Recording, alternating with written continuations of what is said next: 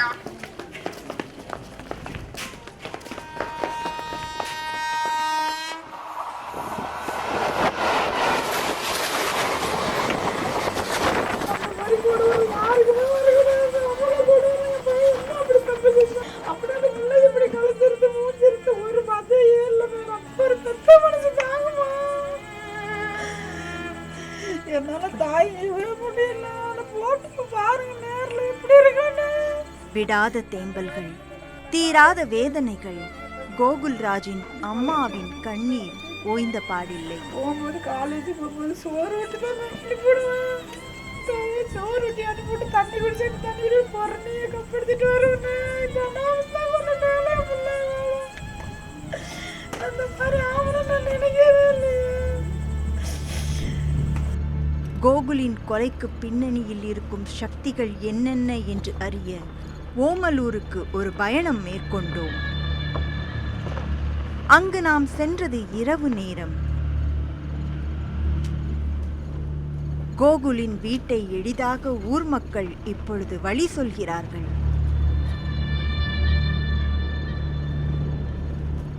வழியெங்கும் கோகுலின் நினைவஞ்சலி போஸ்டர்கள்.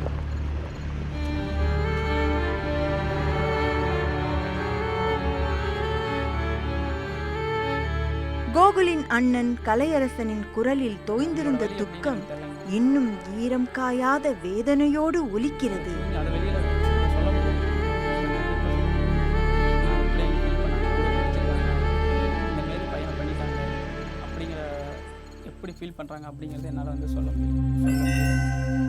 கோகுல் இல்லாமல் சாப்பிடாமலேயே இருக்கிறது அவர் வளர்த்த நாய்.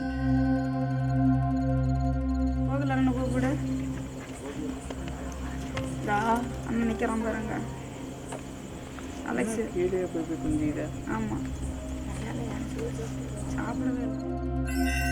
ஸ்வாதி கோகுலோடு கோவிலுக்கு போன பெண். கார்த்தி கோவிலிலிருந்து பேசிய கோகுல் தான் கார்த்திக்கை பார்க்க வந்ததாய் அம்மாவிடம் சொன்ன நண்பன். இவர்கள் இருவரும் சொல்லியிருக்காவிட்டால் கோகுலுக்கு என்ன நடந்தது என்று இதுவரை நாம் தெரிந்திருக்கும் இந்த தகவல்கள் கூட நமக்கு தெரிந்திருக்காமல் போயிருக்கும். எல்லா பொண்ணுங்களும் பொய்யா பேசுகிறாங்க. யார்கிட்டையும் ஒழுங்காக பழகாதீங்க. எல்லாம் லவ் பண்ணுறேன்னு சொல்லிட்டு ஏமாத்திடுறாங்க. இனியாவது என்னை பற்றியாவது திருந்துங்க. எனக்கு இந்த பொய்யான உலகத்தில் இருக்கவே பிடிக்கல. நான் எங்கள் அப்பா இருக்கிற இடத்துக்கே போகிறேன். அம்மா தம்பியெல்லாம் நல்லா இருங்க. இந்த பூமி வாழவே எனக்கு பிடிக்கல. என்னை பார்த்தாவது எல்லோரும் திருந்திக்கோங்க. இந்த மாதிரி பொய்யான பொண்ணுங்களை நினச்சி வேஸ்ட்டாக வாழ்க்கையை வீண் பண்ணாதீங்க. என்னோட முடிதான் உங்கள் எல்லாத்துக்கும். தற்கொலை செய்தது போல நடத்தப்பட்ட நாடகங்கள் ஒருபுறம், தற்கொலை கடிதம் போல எழுதப்பட்ட கடிதத்தில் இருக்கும் கையெழுத்தில் இருக்கும் மாறுபாடு இன்னொரு புறம். கையெழுத்தை சரிபார்க்க வந்த காவல்துறையினர் நடந்து கொண்ட விதத்தில் ஏற்படும் அளவில்லாத குழப்பம் என கோகுலின் மரணத்தில் எல்லாமே கணிக்க முடியாத விஷயங்களாகவும் திரைக்கு பின்னால் என்ன நடந்தது என்ற கேள்விகளும் நம் முன் எழவே செய்தது. இந்த ஹேண்ட் ரைட்டிங்கை செக் பண்ணுறதுக்காக வீட்டுக்கு வந்து 3:30 மணிக்கு திருச்செங்கோட்டில் இருக்க என்ன வீட்டுக்கு கூப்பிட்டு வந்து வீடு ஃபுல்லாக அதை சர்ச் பண்ணுறாங்க மேடம். இருக்கிற நோட் எல்லாத்தையும் தூக்கி போட்டு, துணியெல்லாம் தூக்கி போட்டு ஒரு நோட்டை மட்டும் பர்டிகுலராக எடுத்துகிட்டு போகிறாங்க. அதாவது அவன் தமிழ் ஹேண்ட் ரைட்டிங் எழுதியிருக்கான், நான் தமிழ் நோட்டை எடுத்து கொடுத்துட்டேன். இங்கிலீஷுக்கு வந்து இங்கிலீஷ் ஹேண்ட் ரைட்டிங்கு இன்னொரு நோட்டு நான் வந்து ஒரு ரெஃபரன்ஸ்க்கு ஒரு நோட் எடுத்து கொடுக்குறேன். ஆனால் அதெல்லாம் அவங்க விட்டுட்டு பர்டிகுலராக யாரோ சொல்லி கொடுத்த மாதிரி ஒரு முக்கியமான ஆதாரமான ஒரு நோட்டை எடுத்துகிட்டு போயிட்டாங்க மேடம். அந்த நோட்டில் என்ன இருந்துச்சுன்னா, தம்பி வந்து ஏதோ கவிதை எழுதுன மாதிரி ஒரு பொண்ணு இவனுக்கு டைரி மாதிரிங்க மேடம். ஒரு நோட்டு கேஎஸ்ஆர்னு ஒரு நோட்டு, அதில் வந்து அந்த நோட்டை வந்து பர்டிகுலராக தேடி எடுத்து பிடிச்சிட்டு போயிருக்காங்க. அந்த நோட்டை வந்து நான் திருப்பியும் வந்து எங்களுக்கு தரணும், இல்லைனா அது ஜெராக்ஸ் காப்பி கூட எங்களுக்கு ஜெராக்ஸ் காப்பியாச்சும் எங்களுக்கு வேணும், இல்லை அந்த நோட்டு எங்களுக்கு வேணும், இல்லை வேறு நோட்டு நாங்கள் தரோம், ரெஃபரன்ஸுக்கு நாங்கள் வேறு நோட்டு தரோம், அந்த நோட்டு எங்களுக்கு வேணும் அப்படின்னு சொல்லி கேட்க போகிறாங்க மேடம். அது இல்லாமல் எங்கள் தம்பியோட பேக்கில் இருந்து ஒரு சில லெட்டர்ஸ் அதெல்லாம் எடுத்துகிட்டு போயிருக்காங்க. எனக்கே சொல்லாமல் எடுத்துகிட்டு போயிருக்காங்க மேடம். அவரது சடலம் போடப்பட்ட தண்டவாளத்தில் இன்னும் இரத்த சுவடு மாறவில்லை. அருகில் இருக்கும் ஒற்றை மரமும் ஆளில்லா காடும் ஆங்காங்கே கிடந்த மது பாட்டில்களும் அந்த இடத்தை சமூக விரோத செயல்கள் நடைபெறும் பகுதியாக முத்திரை குத்தியது. மரணம், அந்த ஒற்றை வார்த்தையை சற்று காலங்களுக்கு முன் இதே பகுதியில் உச்சரித்த எழுத்தாளர் பெருமாள் முருகன் தன்னிலிருந்த எழுத்தாளர் இறந்துவிட்டதாக அறிவித்தார். அப்பொழுதிலிருந்தே துவங்கியதா இந்த சாதிய ஆணவ கொலைகள்? கேள்விகள் நம்முன் படர்ந்தபடி இருந்தன. கோகுல் சாதி வெறியர்கள் கையில் சிக்கிய இதே அர்த்தநாரீஸ்வரர் கோவில் பற்றி மாதுருபாகன் நாவலில் எழுதிய பெருமாள் முருகன் சாதி அமைப்புகளால் பல எதிர்ப்புகளை சந்தித்தார். அதே சமூகத்தை சார்ந்த திருச்செங்கோடு மருத்துவர் ஒருவர் பெருமாள் முருகனுக்கு அந்த காலகட்டங்களில் ஆதரவாக பல துண்டறிக்கைகள் அச்சடித்தார் என்பதை கேள்விப்பட்டு அவரை சந்திக்க சென்றோம். தம்பி பெருமாள் முருகன் எனக்கு அறிமுகம் இல்லாதவர் முதல்ல. ஆனால் பெருமாள் முருகன் எழுதிய நாவலை பற்றி நான் கொஞ்சம் படித்தேன். அதில் எந்த விதமான முரண்பாடுகளும் அது மிகப்படுத்தப்பட்ட செய்திகளுமே இல்லை. ஆனால் அப்படி இருந்த போதும் அதை கொச்சைப்படுத்துகிற அளவில், அவரை இழிவுபடுத்துகிற அளவில் மிகப்பெரிய ஒரு நாள் கடையடைப்பு நடந்தது. திருச்செங்கோட்டினுடைய வரலாற்றிலேயே எனக்கு தெரிய ஒரு 40 ஆண்டு கால வரலாற்றிலேயே இந்த மாதிரியான ஒரு கடையடைப்பு எந்த இயக்கம் எடுத்த போதும் நடந்ததில்லை. அப்படிப்பட்ட ஒரு மிகப்பெரிய கொடுமையான ஒடுக்குமுறையில் நடத்தப்பட்ட ஒரு கடையடைப்புங்கிறதுனால, நிர்பந்தத்தின் அடிப்படையில் ஏற்பட்ட கடையடைப்புனால, அதுவும் சாதிய நிலைக்கு சாதியத்துக்கு ஆதரவான ஒரு நிலையில் எடுக்கப்பட்டதுன்றதுனால நான் இதை வந்து எதிர்க்கணுங்கிறதுக்கு திராவிட இயக்க உணர்வு உள்ள எனக்கு தந்தை பெரியாரையும் பேரறிஞர் அண்ணாவையும் மார்க்சியத்தையும் முழுமையாக ஏற்றுக்கொண்ட கொள்கைகளை ஏற்றுக்கொண்ட எனக்கு மிகப்பெரிய ஒரு கோபத்தை தந்தது. எனவே தான் அந்த துண்டறிக்கை போட்டேன். பெருமாள் முருகன் என்னும் எழுத்தாளன் இறந்து விட்டான், அவன் ஒன்றும் சாமி இல்லை, மறுபடி உயிர்த்தெழ என்ற பெருமாள் முருகனின் அறிக்கை பற்றி தமிழ்நாட்டில் அப்பொழுது பலர் பெரிதாக எடுத்துக்கொள்ளவே இல்லை. இன்னும் சிலருக்கோ அப்படி ஒரு சம்பவம் நம் தமிழ்நாட்டில் நடந்தது என்பது கூட தெரியாது. அதே அர்த்தநாரீஸ்வரர் கோவிலுக்கு நாம் செல்ல ஆயுத்தமானோம்.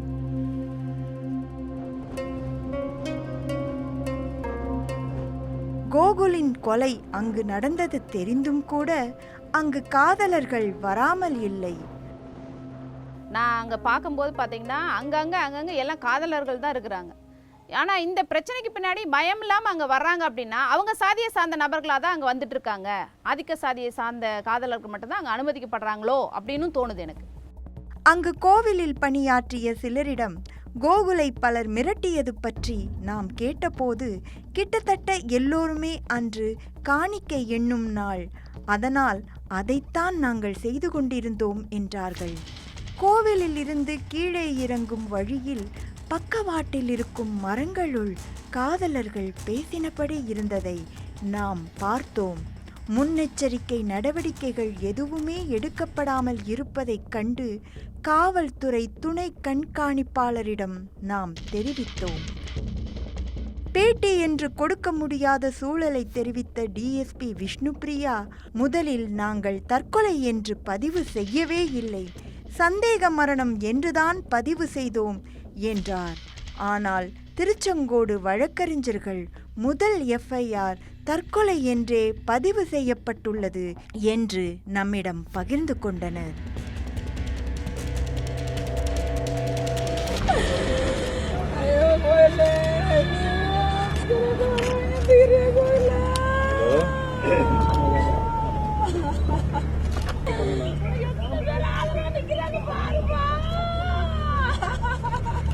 இந்த பயணத்தில் பல சமூக ஆர்வலர்கள் நம்மை தொடர்பு கொண்டார்கள். ஆனால் அவர்கள் அங்கு நிலவும் சூழலால் தங்கள் பெயரையோ முகத்தையோ வெளிக்காட்ட விரும்பவில்லை. சுகன்யா என்னும் பெண் இதில் சம்பந்தப்பட்டிருக்கலாம் என்று அவர்கள் நம்மிடம் சொன்னார்கள். ஆனால் இதுவரையில் அப்படி ஒரு பெண்ணோடு எந்த விசாரணையும் இவர்கள் நடத்தியதாக தெரியவில்லை. நாங்களே அந்த பெண் எந்த கிராமத்தை சார்ந்தவர், அவருடைய முகவரி என்ன என்று கேட்டால் அந்த பெண் ஓமலூர் இல்லை என்று தான் சொல்லுகிறார்களே தவிர எந்த ஊர் என்று இன்னும் காவல்துறை நமக்கு தகவலை தர முன்வரவில்லை. சுவாதிங்கிறது வந்து ஒரு காயின் அப்படிங்கிற மாதிரி தான் யூஸ் பண்ணிடுறாங்கன்னு எனக்கு தோணுது. அது உண்மையான பொண்ணு வேறு யாரோ பின்னாடி இருப்பாங்க அப்படின்னு என்னோட டவுட்டுங்க. ஒரு உண்மையான பேரண்ட்ஸ் வந்து வேறு யாரோ இருக்காங்க, அவங்க தான் வந்து பராஜ் அப்படிங்கிற ஒரு அடியாளுக்கு ஒரு கூலிப்படைக்கு சொல்லி இந்த மாதிரி பண்ணியிருக்காங்க.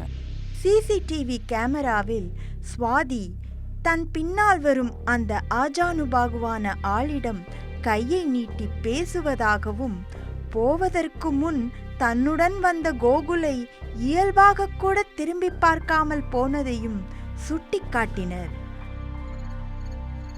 அதேபோல் கோகுலின் அண்ணனிடம் பேசிய தொலைபேசி உரையாடலிலும் சுவாதி அந்த கொலையாளிகளை அண்ணன் என்று அழைத்து பின் தொடராமல் நிறுத்துவதை நம்மிடம் சுட்டிக்காட்டினர்.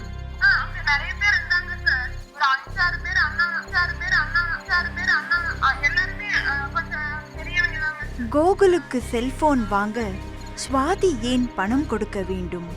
அதை ஏன் ஒரு பொது இடத்தில் வைத்து கொடுக்காமல் மலைக்கோவிலுக்கு சென்று கொடுக்க வேண்டும்? சுவாதி ஏன் வந்து நீங்கள் வந்து உண்மையாக வந்து வாலண்டியராக சொல்லுது, அதை ஏன் நீங்கள் சந்தேகப்படுறீங்க அப்படின்னு கேட்டாங்க. ஏன்னா வந்து கடைசியாக இருந்தப்போ சுவாதியோட மொபைலேருந்து தான் என் தம்பி எங்களுக்கு கால் பண்ணியிருக்கான். ஸோ அதை விசாரிக்கும் போது அது கூட தான் இருந்திருக்கான். ஆனால் இல்லைன்னு சொல்லியிருந்தா அது மாட்டோம் அப்படிங்கிற சந்தேகம் இருக்கிறதுனால தான் அது உண்மை சொல்லியிருக்கேன். சுவாதியை இன்னும் முழுமையாக விசாரிக்க வேண்டியது அவசியம் என்று நான் கருதுகிறேன். ஏனென்றால் அவர் காதல் இல்லை, நட்பு தான் என்று திரும்ப திரும்ப சொல்கிறார்.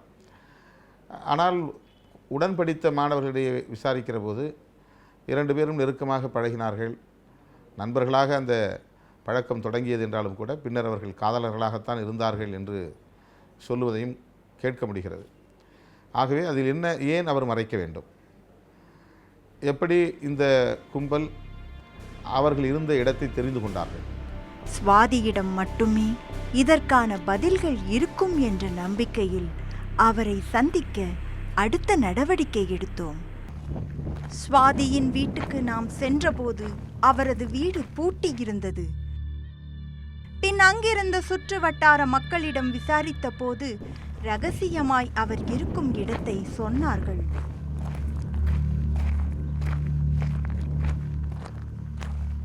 அந்த இடம் நோக்கி சென்றபோது வாசலில் ஒரு போலீஸ்காரர் இருந்தார். நம்மை பார்த்ததுமே கதவை இறுக சாத்திய சுவாதியிடம் பேச வேண்டுமென்று நாம் சொன்னதற்கு பதிலே இல்லை. அங்கிருந்த போலீஸ்காரர் பின்னர் அவரே கேட்டுச் சொல்வதாக சொன்னார்.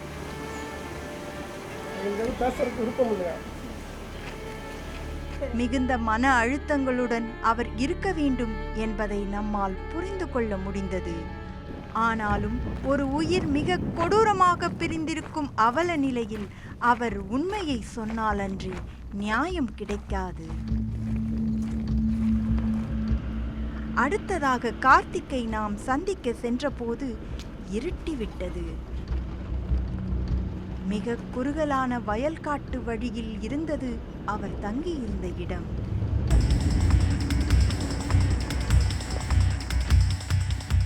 மிகுந்த தயக்கத்திற்கு பிறகே கதவை திறந்து பேசிய அவரது குடும்பத்தினர் கார்த்திக் தொலைக்காட்சியில் பேச இயலாது என்று மறுத்தார்கள்.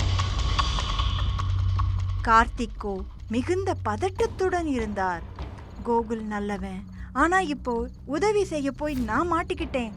என்று மறுபடி சொல்லிக்கொண்டே இருந்தார். அவங்க ஃப்ரெண்ட்ஸ் அதிகம், பொண்ணுங்க ஃப்ரெண்ட்ஸ் அதிகம், பசங்க ஃப்ரெண்ட்ஸ் அதிகம், அவங்க ஏரியாவில் ஃப்ரெண்ட்ஸ் அதிகம். அங்கே போய் என்னன்னு கேட்டால் தான் தெரியும். இப்போ நானே வந்து சொன்னால் வச்சுங்களேன், எனக்கு தெரிஞ்சுதான் நான் சொல்ல முடியும். எக்ஸ்ட்ரா சொல்லணும்னா நான் என்ன பண்ணுறது, தெரிஞ்சு தான் சொல்ல முடியும். அங்கே வீட்டு பக்கத்தில் ரொம்ப க்ளோஸ் ஃப்ரெண்டுன்னு யாராவது உங்களுக்கு தெரியும்? வைத்தி நிறைய பேர் அவங்க இருக்க எல்லாமே ஃப்ரெண்ட்ஸ் தான் சொல்லுவான். அப்படி க்ளோஸ்னு எல்லாத்தையும் நல்லா பேசுவான். அது அவங்க ஏரியாவில் கேட்டால் ரொம்ப க்ளோஸ் ஃப்ரெண்ட்ஸ் யாருன்னு ஃப்ரெண்ட்ஸ் இருக்காங்க எல்லாம். ஆனால் க்ளோஸ் ஃப்ரெண்ட்ஸ் யாருன்னா எல்லாமே ஷேர் பண்ணிக்கிறது அவனுக்கு அது அவங்களுக்கு தான் தெரியும். தப்புன்னா தான் நான் பயப்படுறேன், எனக்கு என்ன இருக்குங்க. ஆனால் ஒன்று யாருக்கு ஹெல்ப் பண்ணக்கூடாது, ஜாலி பார்த்து தான் பழகணும்.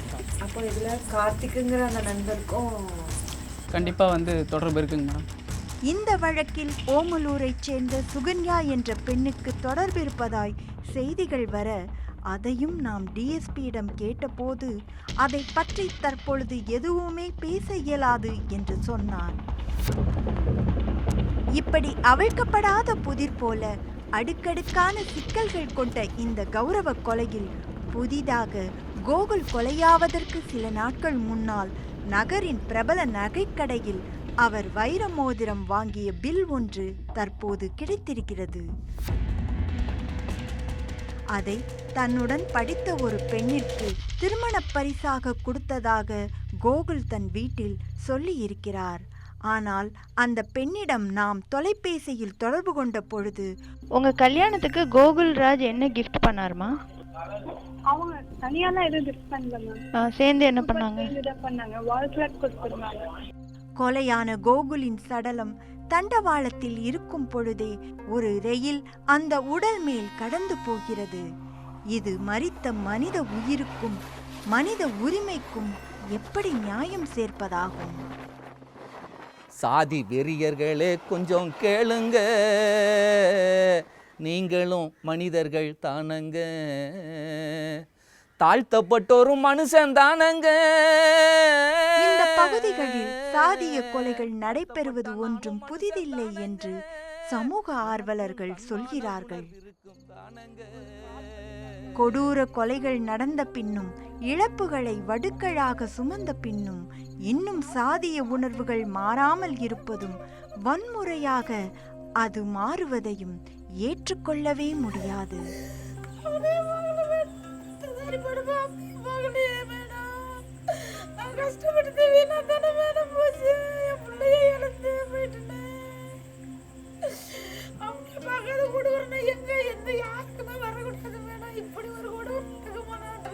நாங்கள் நிறைய அதை பார்த்துருக்கிறதுனால எங்களுக்கு அது என்ன சொல்கிறதுனே தெரியல. எனக்கு ஏதோ இந்த மாதிரி வெளியே இன்றைக்கி அரசியல் வந்துருச்சு, கொஞ்சம் அமைப்புகள், ஒடுக்கப்பட்ட மக்களுக்கான அமைப்புகள் கொஞ்சம் வளர்ந்துருக்கிறதால இது வெளியே வருது. நான் இதுக்கு முன்னாடி ஏராளமாக பார்த்துருக்கோம். தோழர் கூட சொன்னாங்க, ஆற்றுல முகத்தை கருக்கி விட்டுருவானுங்க, யார் என்னன்னே தெரியாது. இன்றைக்கி நமக்கு கோகுல்ராஜ்னு அடையாளம் தெரியுது, ஆனால் அன்றைக்கெலாம் யாருன்னே தெரியாது. தெரியாமல் எத்தனை கொலைகள், குறிப்பாக இந்த மேற்கு மண்டலம் முழுக்க சாதி ஆதிக்கத்தை நிறுவனங்கிறதுக்காக அவங்க செய்கிற முயற்சிகள் கிட்டத்தட்ட அரை நூற்றாண்டு காலமாக. தமிழக அரசியல் கட்சிகளோ கோகுலின் கொலையை பற்றி வாய் திறக்கவே இல்லை. இது ஒன்றும் புதியதல்ல. காலம் காலமாக அரசியல் கட்சிகள் இப்படித்தான் மௌனம் காத்து வருகின்றன. வெண்மணி படுகொலையின் போதும் சரி, விழுப்புரம் படுகொலையின் போதும் சரி, உஞ்சனை படுகொலையின் போதும் சரி, இவையெல்லாம் 70களில் 60களில் இருந்து நான் சொல்கிறேன், அதுக்கு முன்னாடி இல்லை. 68 வெண்மணி, 78 79 விழுப்புரம், அதே காலகட்டத்தில் தான் உஞ்சனை 78. ஆக இந்த படுகொலைகள்லாம் தமிழகத்திலே மிக கொடூரமான முறையில் நடந்திருக்கின்றன. 97 மேலவளவு படுகொலை, அதே காலகட்டத்தில் திண்ணியத்தில் வாயில் மலம் திணித்த கொடுமை, நிலக்கோட்டை பக்கத்திலே கவுண்டன்பட்டியில் வாயில் சிறுநீர் கழித்த கொடுமை, அதற்கு பிறகு பரமக்குடி துப்பாக்கிச்சூடு 7 பேர் படுகொலை, இப்படி சொல்லிக்கொண்டே போகலாம், அடுக்கிக் கொண்டே போகலாம். சேரிகள் திட்டமிட்டு ஒவ்வொரு முறையும் சாதி கலவரம் நிகழ்கிற போதெல்லாம் கொளுத்தப்படுகின்றன. அரசியல் கட்சிகளும் தலித்துகளுக்காக பரிந்து பேசி அல்லது நியாயத்தை பேசி நேர்மையாக பேசி தலித் அல்லாத சமூகத்தினரின் வாக்கு வங்கியை இழந்துவிடக்கூடாது என்று அச்சப்படுகிறார்கள். அந்த அச்சத்திலிருந்து தான் அவர்கள் வாய் திறக்க மறுக்கிறார்கள். மனிதாபிமான அடிப்படையில் கூட கோகுல்ராஜ் படுகொலையை இதுவரையில் தமிழகத்தில் இடதுசாரிகளை தவிர வேறு யாரும் கண்டிக்கவில்லை என்பது பெரிய அரசியல் கட்சிகள் இதை கண்டுகொள்ளவில்லை என்பது வேதனைக்குரியது. மெட்ரோ ரயிலில் ஒரு இளைஞனை கன்னத்தில் அடித்து விட்டார் திமுக பொருளாளர் என்பதற்காக நம்முடைய முதல்வர் அவர்கள் வரிந்து கட்டி கொண்டு அதற்காக ஒரு அறிக்கை எழுதுகிறார். ஆனால் இவ்வளவு பெரிய கொடூரம் தன்னுடைய ஆட்சியில் நிகழ்ந்திருக்கிறது, தன்னுடைய அரசு இங்கே இருக்கிற போது நிகழ்ந்திருக்கிறது என்கிற போது அவருக்கு அதில் ஒரு பதற்றம் வரவில்லை. வாக்கு அரசியலுக்காக மனித உயிர்களை கொன்றாடும் பூமியில்தான் நாம் வாழ்ந்து வருகிறோம். இது பெண்களுக்கு எதிரான கொடுமை. இது பெண்கள் தங்களுக்கான வாழ்வை தேடிக்கொள்ளவும் அதை தீர்மானிக்கவும் உரிமை பெற்றவர்கள். இளவரசனை அவர்கள் படுகொலை செய்திருக்கலாம், ஆனால் திவ்யா அதில் உளவியல் ரீதியாக கடுமையாக பாதிக்கப்பட்டிருக்கிறார். கோகுல்ராஜ் கழுத்தறுத்து கொலை செய்யப்பட்டிருக்கலாம், ஆனால் அதில் சுவாதி இன்றைக்கு மிக மோசமாக சிந்திக்கக்கூடிய அளவுக்கு, அந்த பெண்ணை இழிவுபடுத்தக்கூடிய அளவுக்கு, சொல்லப்போனால் மானபங்கப்படுத்தக்கூடிய அளவுக்கு இவர்களின் செயல் அமைந்திருக்கிறது. அதனால்தான் அவர் அச்சப்பட்டு கொண்டு நான் காதலிக்கவே இல்லை என்று பின்வாங்கக்கூடிய நிலையெல்லாம் இருக்கிறது. குற்றவாளிகளை கைது செய்வது ஒரு புறம் எனினும் இனியும் இப்படி நிகழாமல் பாதுகாப்பதும் நமது அரசின் கடமையே ஆகும். சாதி வெறியர்களே கொஞ்சம் சொல்லுங்க, நீங்க கூட மனுஷன் தானுங்க.